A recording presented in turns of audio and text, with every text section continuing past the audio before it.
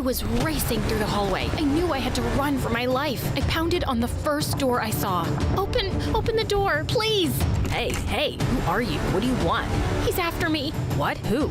Help me! No, don't go outside! Okay, hold on. Let's get some context here. I'm Luna, and I was born in a small town in Switzerland. Before we go any further, like and subscribe to hear my story. Thank you! It took my mom hours to give birth to me. So much so that doctors and nurses figured it would be okay to take a lunch break since they'd be there forever. Maybe it's cause I was scared with everyone there. But as soon as the room was empty and my dad took a bite of a sandwich, I decided to come through. My mom gave birth to me pretty much by herself. What a hero. We should name her Heidi. Really? The most ridiculous Swiss name you could think of? We might as well have named her Cheese Fondue or Swiss Army Knife. After arguing over it, they agreed on Luna.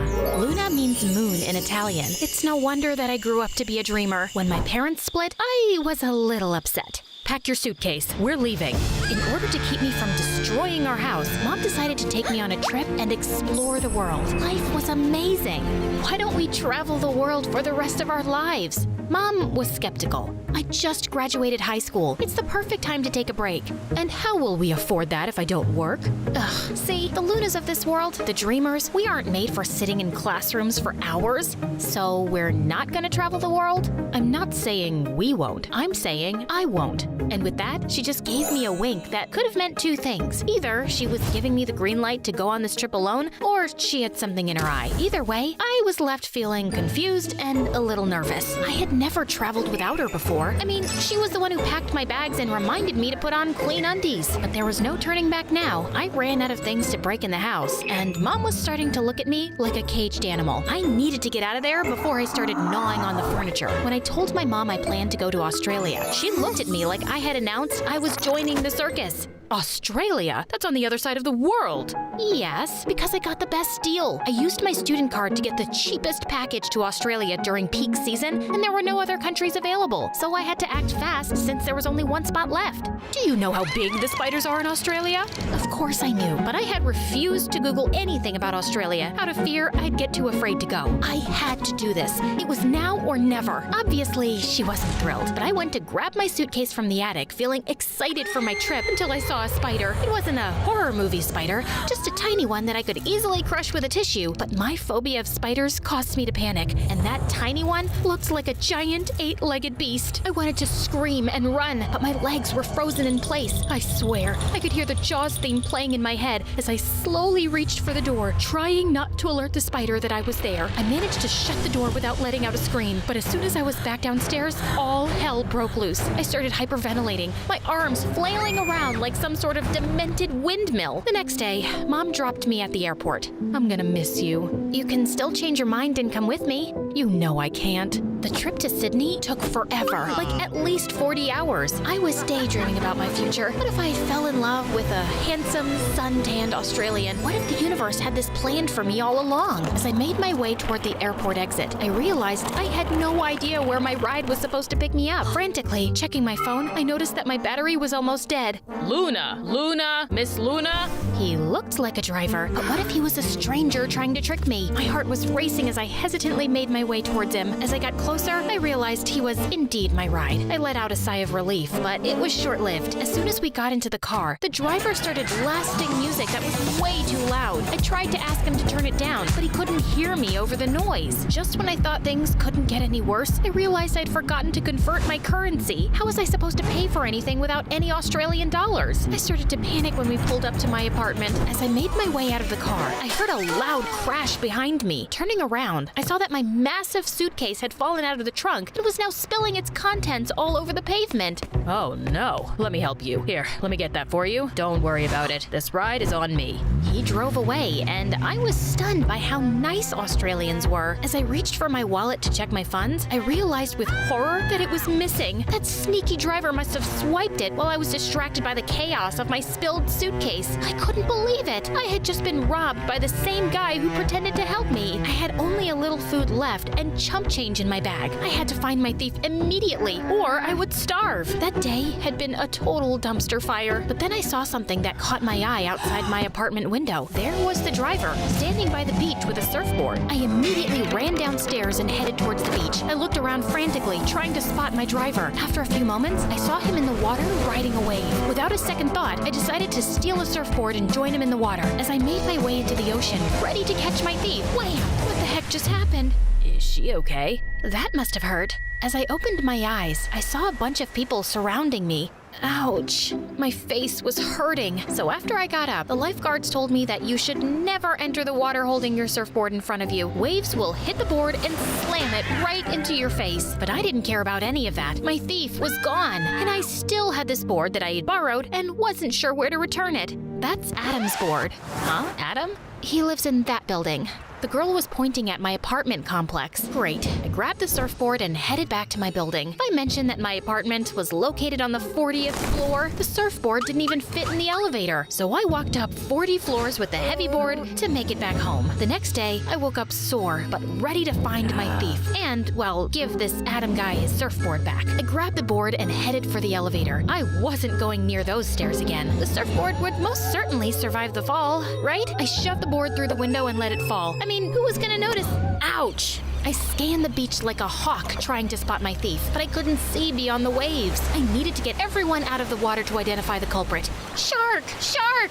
Everyone came running out of the water in a frenzy, but as soon as they realized there was no danger, they looked at me like I was the crazy one. And the worst part, the thief was nowhere to be seen. That night, I decided to make myself a fondue. Yeah, kinda gross to have melted cheese in the summer, but I was missing home. As I was about to finish melting the cheese on the stove, my fire alarm started screaming at me. I immediately grabbed a towel and hurriedly waved it under the fire alarm. It was useless. This thing wouldn't stop. Suddenly, there was a loud thud. Was someone here with me? I was racing through the hallway. I knew I had to run for my life. I opened the first door I saw.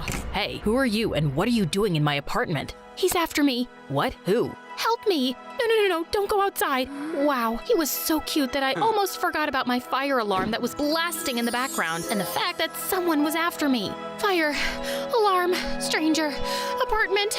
My neighbor was kind enough to check every closet and corner. No one was there. He also fixed my fire alarm. And by helping me fix it, I mean that he literally tore it off my ceiling. I just hoped that the building wouldn't catch on fire while I was asleep because I no longer had a fire alarm. Thank you so much. You saved me.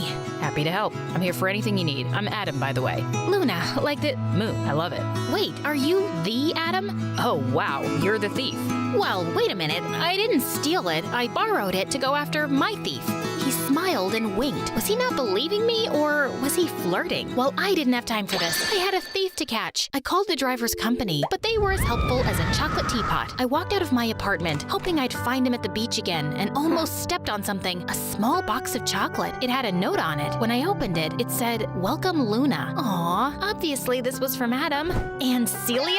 So, my handsome neighbor had a girlfriend. Clearly, he wasn't flirting with me and thought my thief story was a lie. I laid in bed that night, exhausted and annoyed, wishing for a good night's sleep. But that didn't happen. I woke up around 3 a.m. that night. Something felt off. I was sure I wasn't alone, but with a quick look around my small studio, I saw no one. Then why did it feel like I was being watched? As I looked at my ceiling, I saw it. The spider. I'm talking a big, hairy, 8-legged nightmare that could have easily passed for a small dog. How did it end up in my apartment on the 40th floor? I won't admit it, but I was tearing up. I needed help, but who could I call at 3 a.m.? Mom. With the time difference, it was daytime for her. I immediately FaceTimed her. Hey, honey. Mom, there's a monster in my apartment. As I looked up at my ceiling, it was gone. Without thinking for a second, I jumped up and looked around. Where was it? Was I dreaming? Are you okay, honey? Mom, there's a huge spider. Remember what I always tell you. The spider is probably more afraid of you than you are of it. Ah, behind you.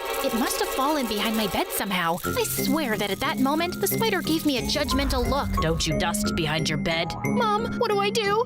I aimed the phone toward the spider to show my mom. Stop zooming in. I'm not. This thing is huge. I felt a wave of panic wash over me. My heart started racing, and my palms began to sweat. Mom, I can't do anything by myself. I'm useless alone. Someone stole my wallet, and now there's a huge spider, and I can't achieve anything without you. That's not true, Luna. When Dad left, first. I thought I was never going to be able to do anything alone, but I was able to. I survived. You can make it through anything. And just then, the screen went black. My phone died at the worst time. The spider was still there, and I was alone. I grabbed the nearest object I could find, which happened to be a travel guide. But as I raised it up to strike the spider, I started to have second thoughts. What if I missed and it crawled on me? Or worse, what if I missed and it called for all its spider friends to come and get me? There was no one to save me. I considered calling the police, but I was afraid they'd lock me up for disturbing them over a spider. I stood still watching the spider. It was looking back at me like we were in some Western movie scene. Eventually, I made a move toward it, hoping I could scare it away, but it wasn't scared. It lifted its legs, ready to attack. Okay,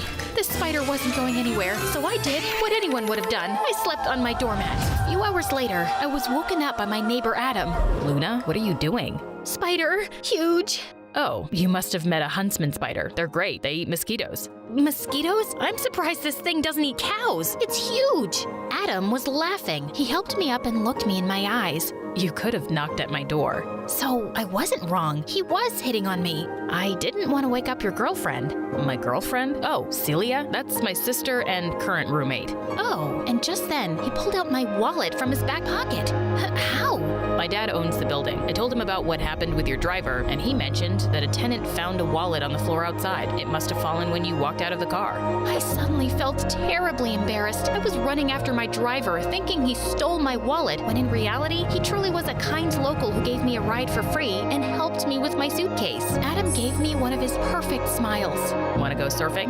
As the universe was handing me my wallet back and a handsome Australian, I felt compelled to decline. I think I'm good. I'm gonna pack my stuff and go home. He was surprised, but nodded respectfully. I packed in record speed to avoid another encounter with Dracula Spider and headed for the airport. As much as I appreciated Adam's gesture of returning my wallet, going surfing with him sounded like a disaster waiting to happen. I mean, the guy lived in his dad's building. Talk about dependent behavior. It was like looking in a mirror and realizing I needed to stop relying on my mom so much. The truth is that ever since Dad left, I was running away from my problems by traveling. But if I ever wanted to grow up to be an independent adult, I needed to confront my fears head on, even if it meant facing spiders the size of cars. For the first time in my life, I felt like I was able to weave my way out of this tangled web of fear, and it felt good. I was going back home, and I'm not running away from my problems ever again.